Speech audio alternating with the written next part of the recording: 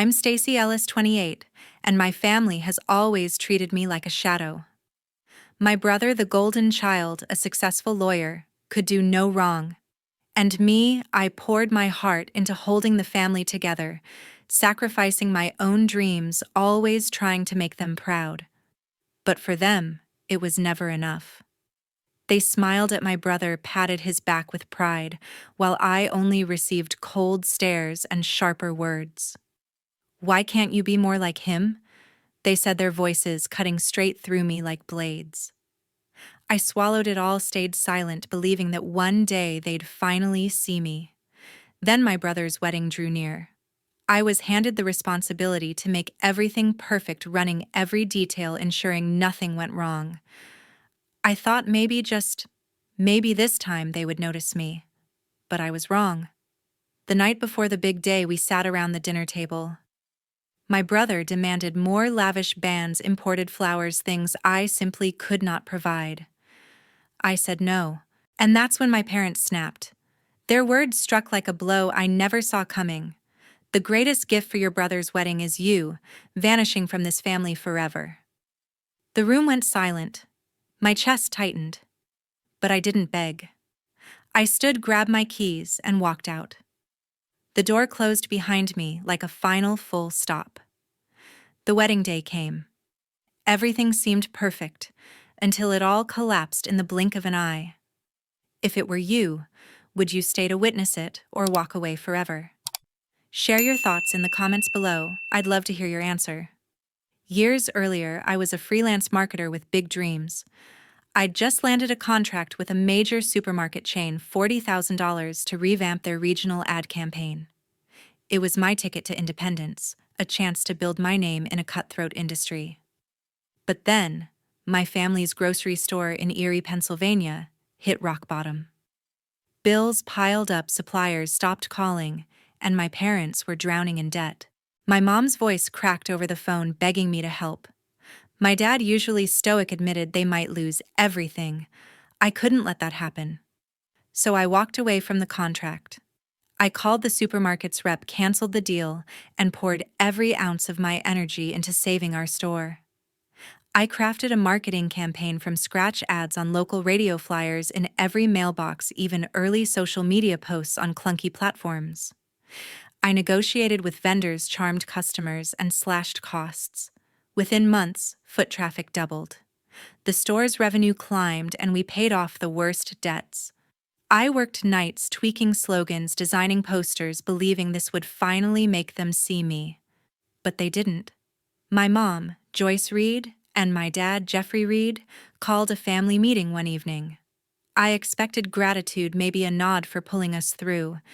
Instead, they handed the store's reins to my brother, Brent Ellis. "He's a lawyer," my mom said, her eyes glowing with pride. "He's got the head for this." Brent, who hadn't lifted a finger, who spent those months at his law firm, was now in charge. My dad nodded, avoiding my gaze. "It's for the best," he said. I stood there, stunned, my chest tight. Brent smirked, adjusting his tie, already planning changes to my campaign. "You did okay, Stacy," he said, his tone dripping with condescension. Okay, I'd saved their legacy. I'd sacrificed my future. But to them, I was just the backup, the one who filled in gaps. My mom kept praising Brent's vision as if my work was nothing. My dad didn't even look up from his coffee. I wanted to scream, to demand they acknowledge what I'd done. But I didn't. I swallowed the hurt, forced a smile, and kept going. Late nights at the store, I'd reorganize shelves, update ads, anything to stay useful. I told myself they'd notice eventually. If I worked harder, proved myself more, they'd see my worth. Maybe at a family dinner, my mom would finally say, "You saved us." Maybe my dad would clap my shoulder, not Brent's. Nathan Todd, my best friend since college, saw through it. We'd meet at a diner, and he'd shake his head over my stories. "They're blind, Stacy," he said one night, sipping coffee. "You're killing yourself for people who don't care." I brushed it off, but his words stuck. I couldn't stop hoping, couldn't quit, trying to earn their respect. So I stayed, pouring myself into their world, believing one day they'd value me. The store thrived because of my campaign. Customers filled the aisles, cash registers hummed, and suppliers returned. But every time I walked in, I saw Brent's name on the manager's office door. My parents would call him to discuss strategy while I was left restocking shelves.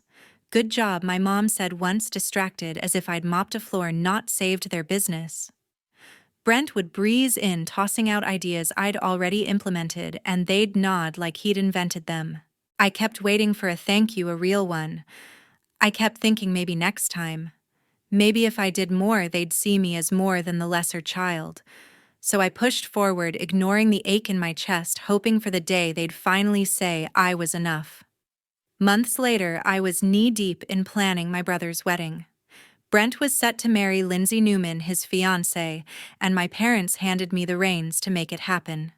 They didn't ask if I had the time or money, just expected me to deliver. I'd been freelancing as a marketer, scraping by, but I dipped into my savings $10,000 to cover deposits for vendors, a venue, everything. I wanted it to be perfect, not for Brent, but to prove I could do something they'd value. I spent weeks calling caterers, florists, photographers, locking in every detail. I picked a menu: roast chicken, garlic, mashed potatoes, summer salads to fit the budget. I met with vendors in Erie, haggling to keep costs down, double-checking contracts to avoid mistakes. But Brent had other ideas. He didn't just want a wedding, he wanted a spectacle. "Get a string quartet from Pittsburgh," he demanded over breakfast one morning, scrolling through his phone.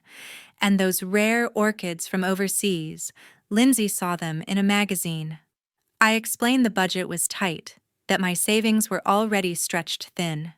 He rolled his eyes. "You're always cutting corners, Stacy. Make it happen." My mom, Joyce, chimed in, sipping her coffee. "He's right. This is his day. Don't mess it up." My dad, Jeffrey, just nodded, flipping through his newspaper. Their words stung, but I kept going, thinking maybe a flawless wedding would finally earn their respect. I worked late nights, emailing vendors, adjusting plans. I found a local band willing to play for less, booked standard roses instead of imported flowers. Every choice was calculated to balance Brent's demands with reality. But he kept pushing. One afternoon, he called, insisting on a celebrity DJ from Cleveland. "It's only a few thousand more," he said, like it was nothing. I reminded him I was funding half the wedding myself. "Figure it out," he snapped, hanging up. Joyce overheard and shook her head. "Why can't you just do what he wants?" she said. Jeffrey glanced up, muttering, "Don't ruin this for him." I felt dismissed, like my efforts were invisible. I'd spent hours coordinating, sacrificing my own projects to make their vision work. Yet every step they criticized. At a family lunch, Joyce pointed out a typo in the invitation draft I'd shown her. "Careless," she said, tossing it aside. Brent smirked, adding, "Typical Stacy." I wanted to snap back to tell them how much I was carrying, but I bit my tongue. I kept tweaking the seating chart, confirming deliveries, hoping they'd see the work behind it. Nathan noticed the toll it was taking. We met at a coffee shop in Erie one evening, and I vented about Brent's endless demands. "He wants a custom ice sculpture now," I said. Exhausted. Nathan leaned forward, his voice firm. "Stacy, you're bending over backward for people who don't appreciate you. Stand up for yourself." I shrugged, stirring my coffee. "If I pull this off, maybe they'll finally see me." He shook his head, unconvinced. "They won't. You're worth more than their approval." But I couldn't stop. I kept at it, calling the venue daily, ensuring the linens were perfect, the cake ordered. I even paid an extra deposit to secure a backup generator just in case. My savings dwindled, but I told myself it was worth it. If I could deliver Brent's perfect day, maybe Joyce would smile at me for once. Maybe Jeffrey would say something other than "Don't ruin it." I poured everything into the wedding, believing it was my chance to shine. Brent's demands kept escalating. At one point, he texted me a link to a luxury catering service, insisting on caviar appetizers. I called him, explaining it would blow the budget. "You're embarrassing me," he said, his voice cold. Joyce overheard when I visited the house, and she sighed. "Just do what he asks, Stacy. It's not that hard." Jeffrey nodded, not looking up from his TV. Their dismissal burned, but I kept working, adjusting plans, hoping the wedding would change how they saw me. The night before the wedding, I sat at our family's dining table in Erie, the air thick with tension. My mom had cooked her usual roast, but no one was eating. Brent leaned back in his chair, scrolling through his phone while his fiancée Lindsay picked at her plate. My dad sipped his wine, barely glancing up. I'd spent months planning Brent's wedding, pouring $10,000 of my savings into it, but tonight felt different, like a storm was brewing. I braced myself, hoping for a quiet evening. Brent broke the silence. "Stacy, we need to upgrade the menu," he said, not looking up. "Add lobster tails and that vintage champagne from Napa Valley. Oh, and hire that photographer from Pittsburgh, the one who shot the governor's gala." I stared at him, my fork frozen.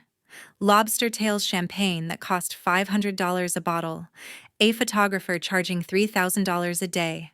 I'd already stretched my savings to the limit, covering half the wedding's cost. "Brent, I can't," I said, keeping my voice steady. "I've already paid for everything, the venue, the band, the flowers. There's no money left." He scoffed, tossing his phone on the table. "You're always so cheap, Stacy. This is my wedding. Make it happen." Joyce set her glass down hard, her eyes narrowing. "He's right," she said. "This is a once-in-a-lifetime day." "Why are you being so selfish?" Jeffrey looked up, his voice gruff. "Don't ruin this for your brother." My chest tightened, their words cutting deeper than I expected. I'd given everything, my time, my money, my energy, and they still saw me as the problem. I tried to explain. "I've spent $10,000 of my own savings. The budget's maxed out. Lobster and a celebrity photographer aren't possible." Brent rolled his eyes, leaning toward Lindsay. "See, I told you she'd skimp on us." Lindsay stayed quiet, avoiding my gaze. Joyce folded her arms, her voice sharp. "You've always been like this, Stacy. Never stepping up when it matters." Jeffrey nodded, adding, "Brent deserves better than your half-hearted effort." Half-hearted, I'd worked nights, haggled with vendors, made their dream wedding possible. But to them, it was nothing. I pushed back, my voice rising. "I've paid for half this wedding. I've done everything you asked. I can't keep pouring money I don't have into this." Brent smirked, shaking his head. "Then maybe you shouldn't be involved at all?" he said. Joyce leaned forward, her eyes cold. "You know what, Stacy? The greatest gift for your brother's wedding is you vanishing from this family forever." The room went silent. Jeffrey didn't flinch, just stared at his plate. Lindsay shifted uncomfortably, saying nothing. My heart pounded, their words echoing like a slap. Vanish.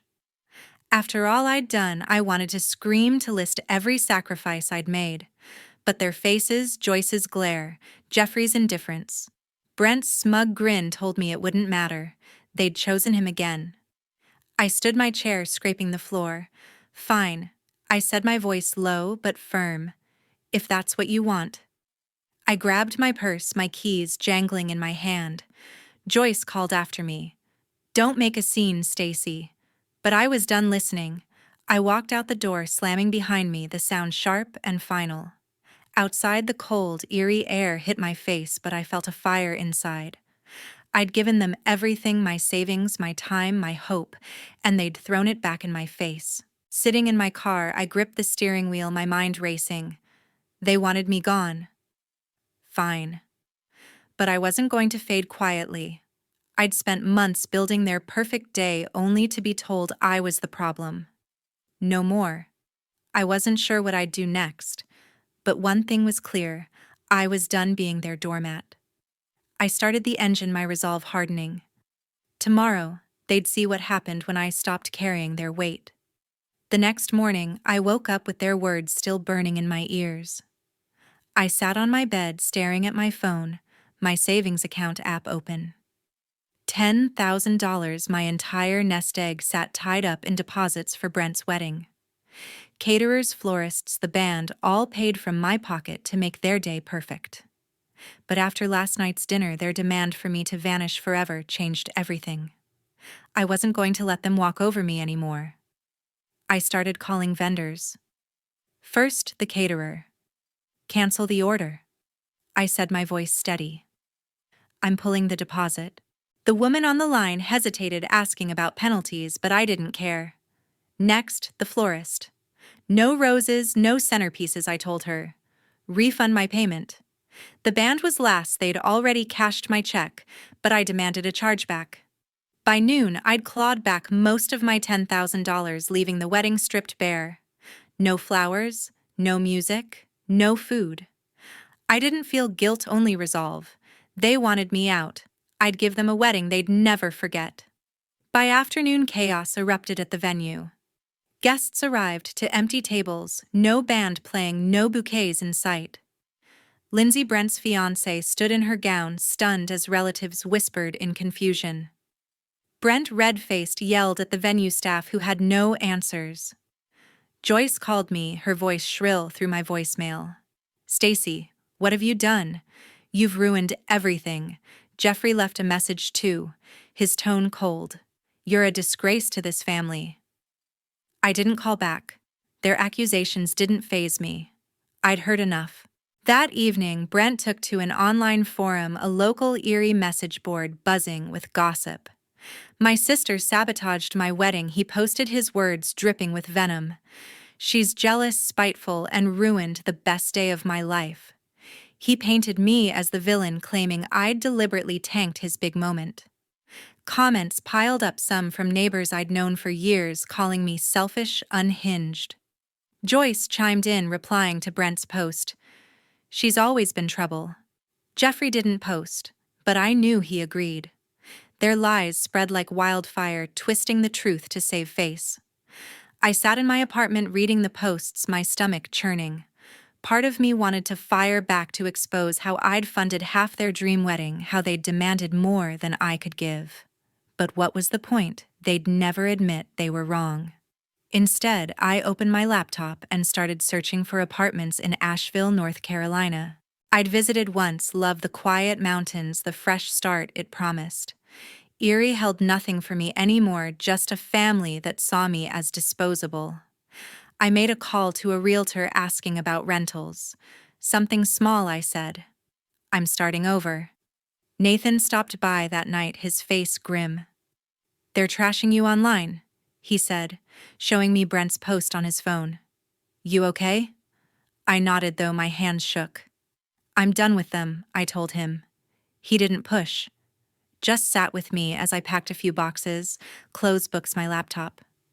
You're stronger than they know, he said before leaving. His words stayed with me, a small anchor in the storm.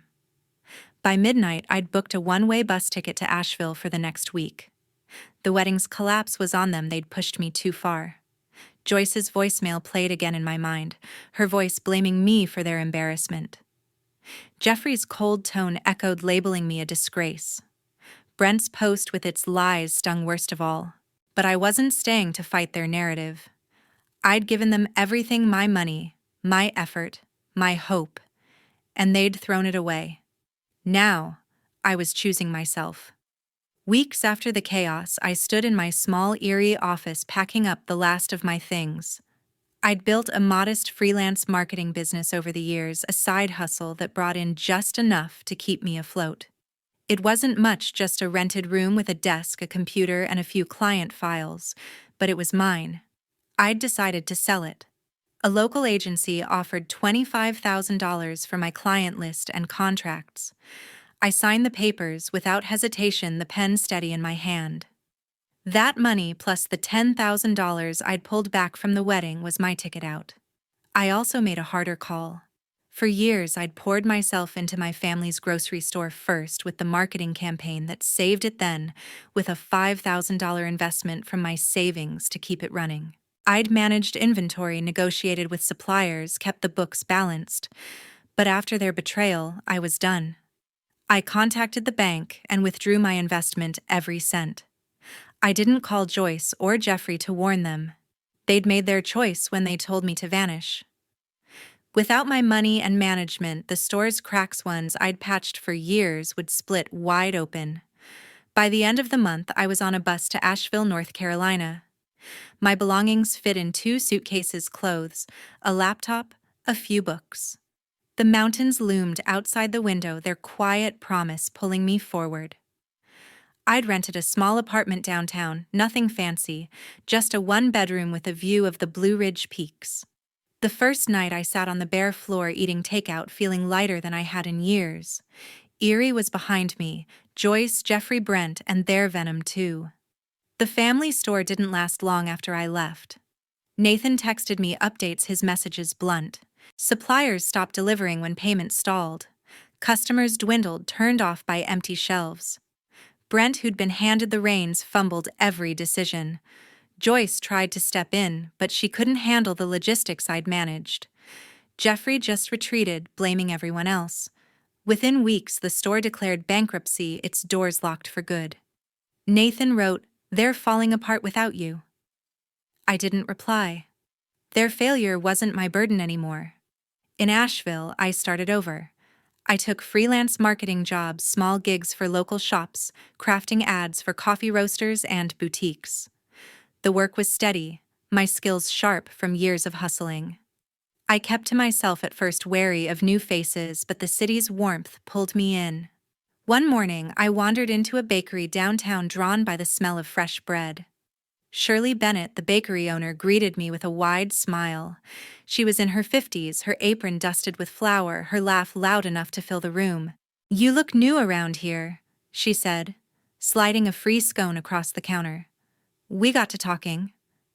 I told her I'd just moved, leaving out the messy details.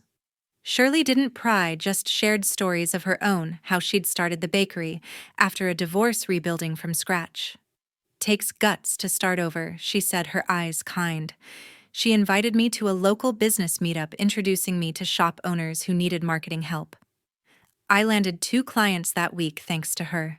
Shirley became a regular part of my day's coffee at her bakery, chats about life, her steady presence grounding me. I didn't hear from Joyce or Jeffrey. Brent sent one angry email accusing me of tanking the family business. "You're selfish?" he wrote, as if I hadn't kept it alive for years. I deleted it without responding. Lindsay stayed silent, probably caught in Brent's orbit. I thought about Nathan's words from Erie. "You're stronger than they know." He was right. In Asheville, I wasn't the shadow I'd been in Erie. I was building something new, clients, connections, a life that felt mine. One evening, Shirley invited me to her bakery after hours. We sat with mugs of tea, the smell of cinnamon rolls lingering. "You seem different," she said. Settling in, I nodded, realizing I hadn't thought about Erie in days. For the first time, I felt unburdened, like I could breathe without carrying their expectations. Asheville was my fresh start, and with Shirley's help, I was finding my place. I wasn't looking back. Months later, Asheville had become my sanctuary, but the fallout from Erie still rippled. The family grocery store, once the heart of my parents' world, was gone, its shuttered windows a symbol of their unraveling. Joyce and Jeffrey faced a harsh new reality. Their savings dwindled, forcing them to sell their house and move into a cramped apartment on the edge of Erie. Neighbors who once greeted them warmly now avoided their gaze, their reputation tarnished by the store's collapse. Brent fared no better. His charm, once enough to win him favors, couldn't mask his mismanagement. He'd taken a job at a hardware store, but customers whispered about his role in the family's downfall, his arrogance no longer carrying weight. Lindsay, his fiancée, drifted away, their engagement quietly dissolving amid the strain. The life they'd built on borrowed glory had crumbled. I didn't dwell on their struggles. Asheville was my focus, a place where I could rebuild without their shadows. My freelance marketing business was taking root. I'd secured contracts with 5 local businesses: a brewery, a bookstore, an art gallery, a cafe, and a hiking gear shop. My days were filled with designing logos, writing ad copy, and pitching campaigns over coffee in bustling downtown cafes.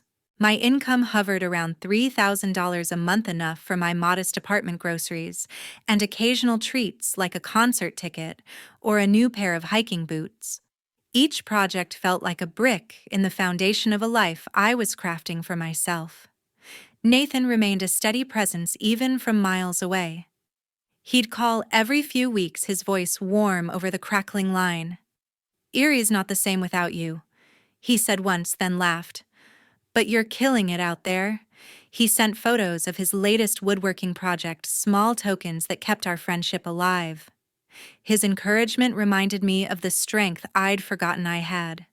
Shirley, the bakery owner, was my anchor in Asheville.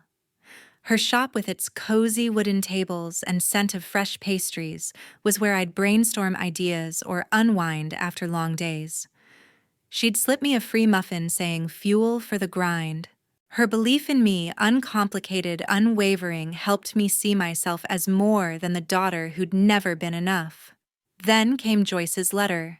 It arrived one crisp morning, her handwriting shaky on the envelope. She claimed she'd been diagnosed with a serious illness, begging me to return to Erie to help her and Jeffrey rebuild. The words were heavy with guilt, painting me as the key to their salvation. I read it twice, my stomach tight. Shirley, wiping down her counter, saw my face and asked what was wrong. I handed her the letter. She scanned it, her brow furrowing. "This smells like manipulation," she said, tossing it aside. "People don't change overnight." Her bluntness cut through my doubt. I'd seen Joyce's tactics before, using pity to pull strings. Nathan, when I called him, agreed. "She's trying to drag you back," he said. "Don't fall for it." I didn't. I wrote one reply, short and final. "I wish you well, but I'm not coming back." I mailed it and blocked their numbers. Cutting them off wasn't easy. Part of me still ached for the family I'd wanted them to be. But I knew staying tethered to their chaos would only erode the peace I'd found. Shirley nodded when I told her, her eyes proud. "You're choosing you," she said, pouring me coffee. "That's the hardest, bravest thing." Nathan echoed her in his next call, saying, "You're free now. Don't look back." Their support, steady and real, gave me the courage to let go. In Asheville, I was building more than a career. I joined a local hiking group, trekking trails like Black Balsam Knob, where the mountains stretched endless and wild. I started painting again, a hobby I'd abandoned in Erie, filling sketchbooks with watercolor landscapes. My apartment became a home, plants on the windowsill, a rug from a local market, a shelf of books I actually had time to read. I landed a big contract with a regional tourism board, a 6-month campaign that doubled my income. The work was challenging, but every late night spent tweaking slogans felt like proof of my worth. One evening at Shirley's bakery, I sat with her and a few of her regulars, laughing over stories of Asheville's quirky festivals. A client stopped by, thanking me for a campaign that had boosted his shop's foot traffic. I smiled, feeling a warmth I hadn't known in Erie. The lesson was sinking in. My value wasn't tied to what I did for Joyce, Jeffrey, or Brent. It was in the life I was creating, the clients who trusted me, the friends who lifted me, the quiet moments where I felt whole. Asheville wasn't just a fresh start. It was where I learned to stand tall, not for anyone else, but for myself.